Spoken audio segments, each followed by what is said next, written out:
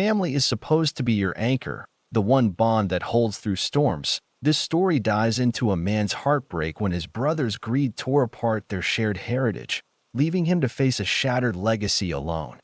My name is David, 40 years old, and I've poured my life into our family's farm in Iowa. My hands are rough from years of working the land, just like Dad's were, and his father's before him. This farm, 320 acres of fertile fields, anchored by a weathered red barn and a white farmhouse with creaking steps, is more than soil. It's our history, our pride, our promise. Dad used to say, "This land is our story, written in sweat and seasons."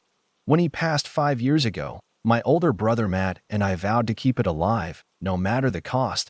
I thought we both meant it. Growing up, Matt and I were like opposite sides of a coin. I'd be up at dawn, hauling feed or fixing fences, while Matt dreamed of city life, skyscrapers, deals, anything but the grind of farming. He went to college, got a business degree, and worked in Des Moines for years. But when Dad got sick, he came back. We'd sit on the porch, the Iowa stars above us, and he'd talk about honoring the farm. "We'll keep it going, David," he'd say, his voice steady. I believed him. I thought he'd found his way back to our roots. Running the farm was never easy. Corn prices dipped, equipment aged faster than we could afford to replace it, and winters hit like a fist. But I loved the rhythm of it, the smell of earth after rain, the hum of the tractor, the way the fields glowed at sunrise. Matt took over the finances, saying he'd keep us in the black. I trusted him because he was my brother, my only family left. Dad always said family was the one thing you could lean on. I was blind. The first cracks showed up slowly, and I missed them. Matt started dodging questions about the books, brushing me off with, "It's under control, David." He'd take calls in his truck, out of earshot, or spend hours on his laptop, screens angled away. I chalked it up to stress. Maybe he was juggling loans or suppliers. Then, one April morning, I woke to the roar of a bulldozer in the south field. My stomach dropped. I ran out, boots sinking in the mud, and saw survey stakes where our corn should have been. The driver handed me a contract with my name on it, my signature, clear as day, next to Matt's. It said we'd sold 160 acres to a developer for a subdivision. I hadn't signed anything. I stormed back to the farmhouse, my pulse pounding. Matt was at the kitchen table, sipping coffee, calm as ever. "What is this?" I shouted, slamming the contract down. He didn't even look up. "We needed the money, David," he said, like he was explaining the weather. "The farm's a losing game." I made a call. A call? He'd forged my signature, sold half our legacy behind my back, and funneled the money into a secret account. He'd been scheming for years, meeting developers while I was out planting, my own brother. It felt like a knife in my chest. This wasn't just land. It was Dad's dream, our promise, our name carved into every acre. Matt tried to spin it, saying the cash would set us up. Set who up? Not me, not the farm. I told him to leave. He grabbed his keys, packed a bag, and drove off without a word, leaving a cloud of dust and betrayal behind. I walked the south field the next day, staring at the stakes marking where houses would rise. The wind carried a chill, like the land felt the wound. I kept thinking of Dad, how he'd trusted us to carry this forward. Had I failed him by not seeing Matt's lies? The farm's still here, but it's broken. The barn creaks louder now. The fields feel emptier. I work what's left, but every shovel of dirt reminds me of what Matt took. Not just land, but trust. I don't know how to rebuild that. The days after Matt left were a blur of rage and disbelief. I'd wake up, walk to the fields, and just stand there, staring at the south acres where the developer's stakes mocked me. The land wasn't just dirt.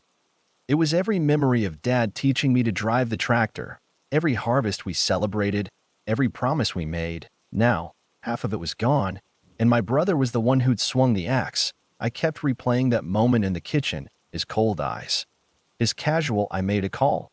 How do you forgive someone who steals your history? I tried to keep working, but the farm felt haunted. Every creak of the barn, every gust across the fields, reminded me of what was missing. I'd catch myself gripping the shovel too tight, my knuckles white, imagining confronting Matt again. I wanted answers. Why he'd done it, how he could sleep at night. But he was gone, and I had nothing but questions and a forged signature. I called a lawyer the next week, Mr. Peterson, A grizzled guy who'd known Dad sat me down in his cluttered office in town. I slid the contract across his desk, my hand shaking. Matt forged my name. I said, "Can we fix this?" He sighed, adjusting his glasses. "David, fraud serious, but undoing a sale like this, it's a long shot. Developers move fast." He explained the legal mess. Matt had filed the paperwork months ago, posing as me in emails and calls. The buyer, some big firm from Chicago, had already paid and started planning. My stomach churned. Matt hadn't just betrayed me. He'd planned it like a heist. We filed a lawsuit anyway. Fraud, breach of trust, whatever we could throw at him. I spent hours digging through old emails, bank statements, anything to prove I hadn't agreed to the sale. I found nothing, no trace of the money, no hint of Matt's scheme. He covered his tracks like a pro. Peterson warned me the case could take years and cost more than I had. "You sure you want to do this, David?" he asked. I nodded. It wasn't just about the land anymore. It was about holding Matt accountable. The farm suffered while I fought. I couldn't afford to hire help, so I worked alone, dawn to dusk. The tractor broke down twice, and I spent nights in the barn, wrench in hand, cursing under my breath. The remaining fields needed planting, but I was stretched thin. My mind split between crops and court papers. Neighbors noticed. Old Mrs. Carter, who'd bring us pies when Dad was alive, stopped by with a casserole. "You look tired, David," she said softly. I shrugged it off, but she was right. I was running on fumes, fueled by anger and coffee. I started dreaming about Dad, vivid, gut-punching dreams. In one, we were walking the south field, his hand on my shoulder. "You'll keep it safe, won't you?" he'd say. I'd wake up sweating, the weight of his words crushing me. I wondered if he'd blame me for trusting Matt. I'd always been the one to follow the rules, to honor the family. Matt was the dreamer, the risk-taker. Maybe I should have seen it coming, but I didn't. I thought family meant something to him. One evening, I found an old photo in the farmhouse attic. Me, Matt, and Dad, grinning after a harvest. Matt was maybe 15, his arms slung around my shoulders. We looked happy, like nothing could break us. I sat there, staring at it, my throat tight. Where had that Matt gone? Had he always been this way, waiting for his chance? I wanted to call him, to scream, to beg for an explanation, but his number was disconnected. He'd vanished, leaving me to clean up the mess. The worst part wasn't the lawsuit or the work, it was the loneliness. The farm used to feel alive with Dad's laughter, Matt's stupid jokes. Now it was just me, the wind, and the ghosts of what we'd lost. I'd drive past the south field, see those stakes, and feel the betrayal all over again. I wasn't just fighting for the land. I was fighting to keep myself from breaking. But every day, it felt like I was losing a little more ground. The lawsuit dragged on, a slow bleed of hope and money. Every week, I'd drive to town to meet Peterson, my lawyer, in his dusty office that smelled of old coffee and paper. He'd update me on motions filed, depositions scheduled, or the developer's latest counterclaim. Each meeting chipped away at me, legal jargon piling up like the dirt I couldn't tend to back home. The developers had deep pockets, and Matt, wherever he was, had vanished like a ghost. Peterson found a paper trail showing the money from the sale went to an offshore account. "He's covered his tracks well, David," Peterson said, shaking his head. "This won't be easy." Back on the farm, I was drowning. The remaining 160 acres demanded every ounce of me, but I was one man, not a crew. The soybean planting was late, and weeds were creeping in faster than I could pull them. I'd work until my back screamed, then collapse on the couch, staring at the ceiling, wondering how it all went so wrong. The farmhouse felt too big without Dad's voice or Matt's footsteps. I'd walk past his old room, door closed, and feel a pang, not just anger, but grief. He wasn't just my brother. He was my partner, my family. Now, he was a stranger who'd sold our soul. I started avoiding town. People knew about the lawsuit, small towns talk. At the feed store, I'd catch whispers or pitying looks. "Heard about your land, David," the cashier said once, her voice soft. I nodded, paid, and left. I didn't want their sympathy. It made the betrayal feel heavier. I stopped going to the diner where Dad used to take us for pancakes after church. Too many memories, too many eyes. Instead, I'd eat canned soup at the kitchen table, the same table where Matt had sat and lied to my face. One night, I got a call from Sarah, my ex-wife. We'd split 3 years ago, not because of fighting, but because the farm consumed me, and she couldn't live in its shadow. She'd heard about Matt from a friend. David, are you okay? She asked. I wanted to say no. To tell her how the farm felt like a graveyard, how I woke up every day with a knot in my chest. But I just said, I'm managing. She paused, then said, you don't have to do this alone. But I did. There was no one else. The lawsuit hit a snag when the developers claimed they'd acted in good faith, believing Matt's forged signature was mine. Peterson said we needed proof of fraud, something concrete. I spent nights combing through Dad's old files, hoping for a clue. I found letters he'd written to us as kids, tucked in a box. One read, David, Matt, this farm is your bond. Protect it together. My eyes burned. I hadn't protected it. I'd let Matt slip through the cracks. I started seeing signs of him everywhere, not the real Matt, but echoes. A truck like his would pass on the highway, and my heart would race. I'd check my phone, half expecting a text, an apology, anything. Nothing came. I heard from a cousin that Matt was in Chicago, living in some fancy condo. The money from the sale, our money, was funding his new life. I pictured him laughing, free of the farm's weight, while I was here, chained to it. One evening, I drove to the south field. The bulldozers hadn't started yet, but the stakes were still there, like gravestones. I sat on the tailgate of my truck, watching the sunset bleed across the sky. I thought about Dad. How he'd worked this land until his hands bled, how he'd trusted us to carry it on. I felt like I'd failed him, but worse, I felt like I'd failed myself. I believed in Matt, in family, in promises. Now, all I had was half a farm and a fight I wasn't sure I could win. The stars came out, and I sat there, wondering if I could keep going or if the farm would break me first. The months blurred into a grind of court dates and field work. I'd wake at 4 a.m., work the farm until noon, then drive to town for meetings with Peterson. The lawsuit was eating me alive. Legal fees piled up faster than I could pay. And the developers were relentless, filing motions to dismiss my case. They argued they'd bought the land fair and square, pointing to Matt's forged signature as proof of my consent. Peterson found evidence that Matt had emailed them from an account mimicking mine, but it wasn't enough. We need something undeniable. David, he said, rubbing his temples, a witness, a document, something. I had nothing but my word in a hole where my trust used to be. The farm was slipping. The remaining acres were producing less, partly my fault, partly the weather.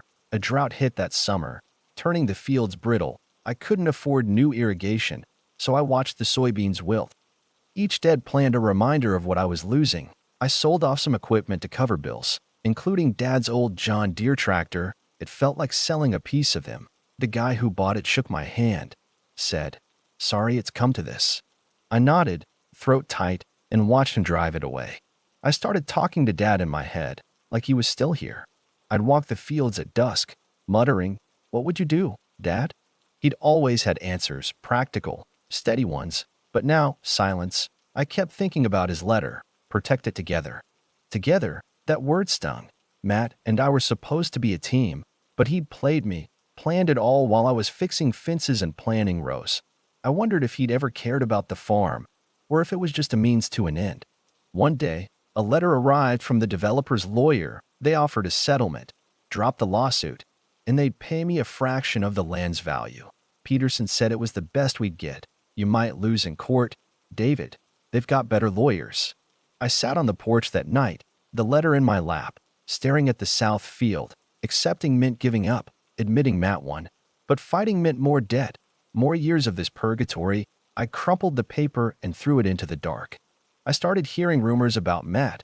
A neighbor's cousin saw him in Chicago, driving a sleek SUV, wearing a suit that cost more than my monthly mortgage, living the high life, the cousin said. I pictured him in some glass-walled condo, sipping whiskey. While I was here, scraping by on half a farm, the anger came in waves, but so did something else, hurt. I missed him, not the Matt who betrayed me, but the kid who'd race me to the barn, who'd help me sneak cookies from Mom's jar. Where did that guy go? Sarah called again, her voice softer this time. "Come stay with me for a bit," she said. She was in Omaha now, remarried, but she worried. I wanted to say yes, to escape the farm's ghosts, but I couldn't. "This is my place," I told her. I can't leave it." She sighed. "You're stubborn, David, like your dad." Maybe she was right, but the farm was all I had left of him, of us. Leaving felt like betraying him more than Matt already had. One evening, I found an old notebook in the attic, Matt's, from when we were teens. He'd scribbled plans for the farm, new crops, a small winery, ideas to make it thrive. I sat on the floor, reading his messy handwriting, my chest aching. He'd had dreams for this place once. What changed? Greed? Desperation? I wanted to hate him, but part of me still wanted him to walk through the door and say it was a mistake. I closed the notebook and leaned against the wall, dust motes swirling in the dim light. The farm was dying, and so was I, piece by piece. But I couldn't stop fighting, not yet. The lawsuit became my shadow, following me everywhere. Every morning, I'd check my email for updates from Peterson, my heart sinking with each new delay or setback. The developers were stalling, burying us in paperwork, while their bulldozers sat idle on the south field, waiting for the green light. I'd drive by those stakes daily, each one a nail in the coffin of Dad's dream. The legal fees were bleeding me dry. I'd sold off more equipment, even Mom's old dining table, just to keep the case alive. Peterson kept saying, "We're close, David." But close to what? Justice? Or just more disappointment? The farm was barely hanging on. The drought hadn't let up, and the remaining acres were patchy, the crops stunted. I'd work until my hands blistered, trying to salvage what I could. But it wasn't enough. I couldn't afford fertilizer. And the irrigation system was a pipe dream. Neighbors offered help. Old man Carter dropped off a load of hay, saying, "Pay me when you can." I thanked him, but pride made it hard to swallow. This was my family's land, my responsibility. Every wilted stalk felt like a personal failure. I stopped sleeping well.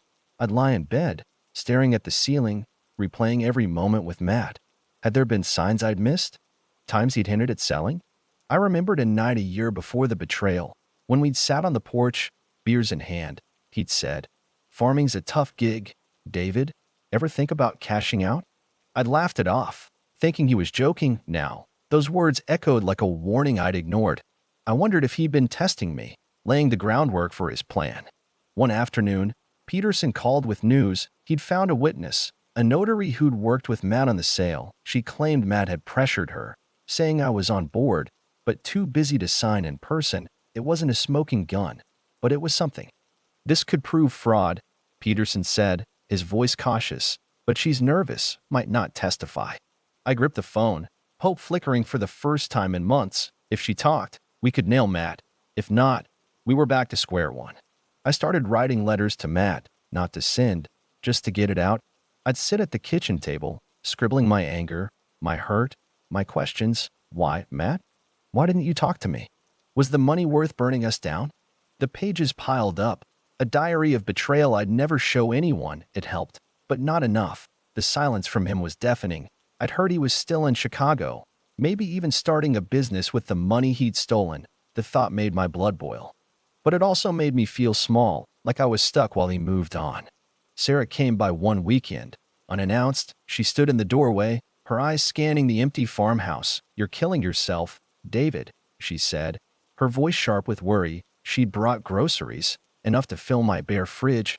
I wanted to argue, to tell her I was fine, but the truth was I wasn't. We sat on the porch, and I told her everything: the lawsuit, the farm, the dreams about Dad. She listened, her hand resting near mine, not touching but close. "You're not your brother's keeper," she said finally. "You can't carry his sins."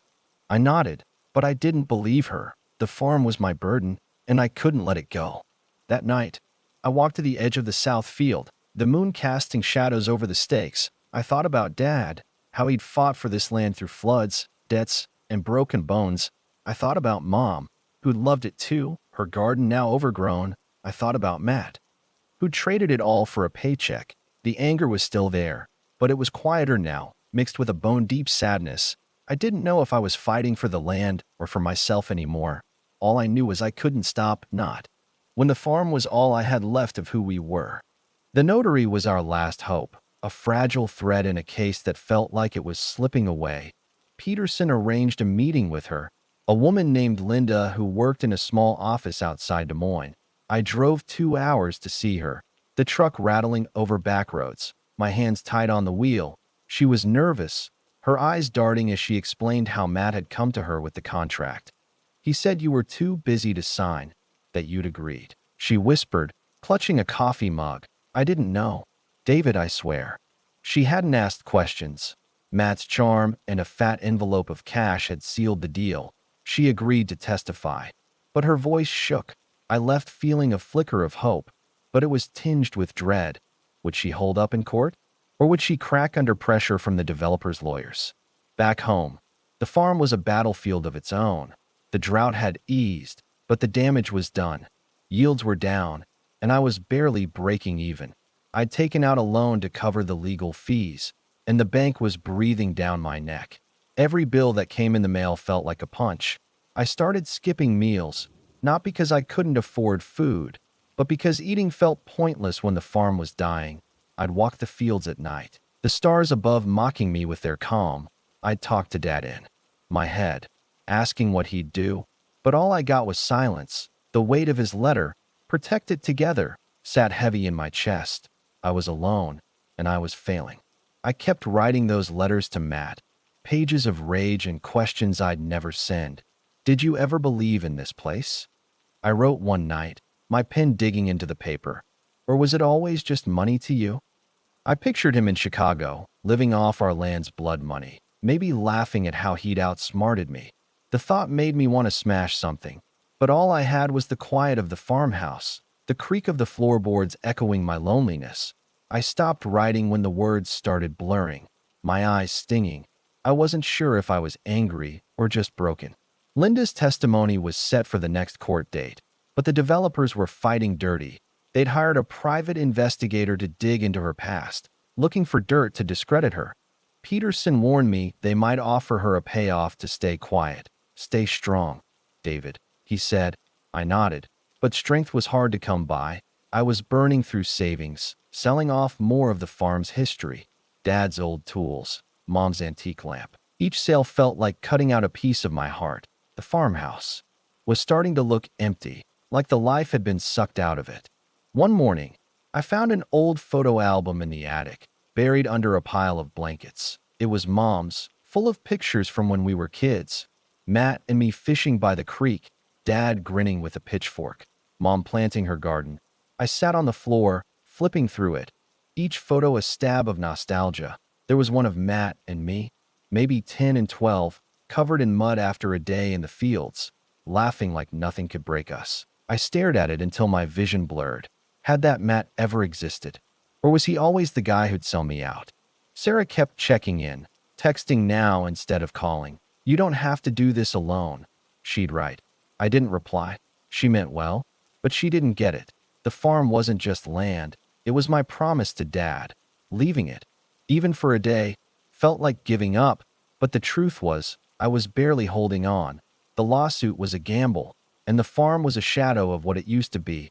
I'd walk to the south field at dusk, staring at those stakes, now joined by construction cones. The developers were moving faster, confident they'd win. I'd stand there, the wind cold against my face, and wonder if I was fighting for the land or just for the ghost of what we'd been. Every day, it felt like the farm was slipping through my fingers, and I didn't know how to hold on. The court date loomed like a storm cloud, and Linda's testimony was our only shot. I barely slept the night before, pacing the farmhouse, the floorboards groaning under my steps. I kept picturing her on the stand, her nervous eyes, and the developer's lawyers tearing her apart. Peterson had prepped her, but she was fragile, a small-town notary up against a corporate machine. I drove to the courthouse that morning, my truck's engine coughing like it felt my dread. The air was thick with August heat, but I was cold, my hands clammy as I gripped the wheel. Inside, the courtroom was sterile, all polished wood and fluorescent lights. Matt wasn't there. Peterson said he dodged the subpoena, probably still in Chicago. I sat behind Peterson, my stomach twisting as Linda took the stand. She told the truth. Matt had come to her with the contract, said I'd agreed, and paid her to notarize it without me there. The developer's lawyer pounced, grilling her about her finances, her memory, even her drinking habits. She faltered, her voice cracking. But she held firm. I made a mistake, she said, tears in her eyes. But I'm telling the truth now. I wanted to believe it was enough. The judge didn't rule that day, but Peterson was cautiously optimistic. Her testimony helps David. It shows intent to deceive.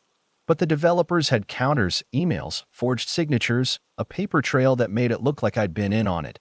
I left the courthouse feeling like I'd been punched on the drive home. I kept thinking about Matt, how he'd planned this, how he'd looked me in the eye and lied. I wanted to hate him, but part of me still ached for the brother I thought I knew. The farm was a wreck. The fields were overgrown, the barn's roof was leaking, and I couldn't afford repairs. I'd started selling off livestock cows Dad had raised, ones I'd named as a kid. Each sale felt like losing another piece of him. Neighbors stopped by less, their pity replaced by awkward distance. I didn't blame them. I was a ghost, haunting my own land. I'd work until my body gave out, then sit on the porch, staring at the south field. Construction had started, bulldozers tearing up the earth, turning our legacy into subdivisions. Every rumble felt like a personal attack. Sarah came by again, this time with her husband, Tom. They brought food and a bottle of whiskey, saying they just wanted to check in. We sat in the kitchen, the silence heavy. Tom, a quiet guy, finally spoke. "You're fighting a losing battle, David. Maybe it's time to let go." I wanted to snap at him, to say he didn't understand, but Sarah's eyes stopped me. She knew what the farm meant, even if she'd left it behind. "You're more than this land," she said softly. I didn't answer. I didn't know if she was right. That night, I pulled out Mom's photo album again. I kept coming back to that picture of Matt and me, muddy and laughing. I tried to remember what we'd been laughing about, but it was gone, like so much else. I wrote another letter to Matt, my pen shaking. "You took more than land," I scrawled. "You took us." I didn't cry. I was too tired for that, but my chest felt like it was caving in. I wondered if he ever thought about me, about Dad, about the farm, or had he erased us completely? Peterson called the next day with bad news. The developers had offered Linda a settlement to recant her testimony. She hadn't taken it yet, but she was wavering. "We're running out of time, David," he said. I hung up, staring at the phone. The fight was slipping away, and so was the farm. I walked outside, the air thick with the smell of churned earth from the south field. The stars were out, but they didn't feel like home anymore. I was fighting for a promise, but I was starting to wonder if it was one I could keep, or if it was already too late. The courthouse called us back a week later, and I knew it was make or break. Linda had wobbled. Peterson said she was scared, tempted by the developer's money. I couldn't blame her. She was a single mom, barely scraping by. But her testimony was all we had. Driving to town, I felt like I was heading to my own funeral. The farm was on its last legs, debts piling up, fields half dead, the barn's roof now leaking into buckets. I'd sold the last of the livestock, and the silence on the farm was deafening. No cows lowing, no chickens clucking, just the hum of bulldozers on the south field, carving up what was left of our legacy. In court, Linda took the stand again. She looked smaller, her hands trembling as she swore in. Peterson guided her through her story. Matt's lies, the cash, the forged signature. The developer's lawyer was ruthless, painting her as unreliable, a woman desperate for attention. She broke down, sobbing, but stuck to her story. "I know what I did was wrong," she said, voice shaking. But David didn't sign that contract. The judge's face was unreadable, and I felt a flicker of hope, but it was buried under exhaustion. I hadn't slept properly in weeks, living on coffee and stubbornness. The ruling came 2 days later. Peterson called me at dawn, his voice heavy. "We lost, David." The judge said there wasn't enough to prove fraud beyond reasonable doubt. The developers had won. The sale stood. The south field was theirs, and Matt's forgery was just a footnote. I sat on the porch, the phone dead in my hand, staring at the horizon. The bulldozers were louder now, their rumble a constant reminder of what I'd lost. I wanted to scream, to drive to Chicago and drag Matt back to face me. But what was the point? He'd won, and I was left with half a farm and a mountain of debt. I stopped writing letters to Matt after that. The anger was still there, but it was duller, like a bruise that wouldn't fade. I walked the remaining fields, trying to find something to hold on to.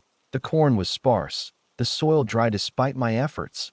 I thought about Dad, how he'd fought for this place through worse times, floods, recessions, Mom's illness. He'd never given up, but he'd had her. And then us. I had no one. Sarah's words echoed. You're more than this land. But was I? The farm was my anchor, my proof of who I was. Without it, I felt like I was drifting. I went to the south field one last time, standing where Dad used to park the tractor. The ground was torn up, rebar and concrete slabs taking root where corn once grew. I picked up a clod of dirt, crumbling it in my hand. This was ours, I thought, and Matt had sold it like it was nothing. I wondered if he ever felt a pang of guilt, or if he was too far gone, living his city life. Our past erased, I didn't cry. I'd run out of tears, but I felt hollow, like the farm itself. Sarah came by again, this time alone. She sat with me in the kitchen, the silence softer than before. What now, David? She asked. I didn't have an answer. The lawsuit was over, the land was gone, and the farm was barely viable. I could sell the rest, pay off the debts, start over somewhere else. But the thought made my stomach turn. This was home. Even if it was broken, I'll figure it out, I said, more to myself than her. She squeezed my hand, the first real warmth I'd felt in months. That night, I sat with Mom's photo album, tracing the edges of that picture of Matt and me. I didn't know if I could forgive him, but I was tired of carrying the hate. The farm was wounded, but it was still here, and so was I. Maybe that was enough for now. I closed the album and stepped outside, the stars bright above the fields. The fight was over, but I wasn't done. Not yet.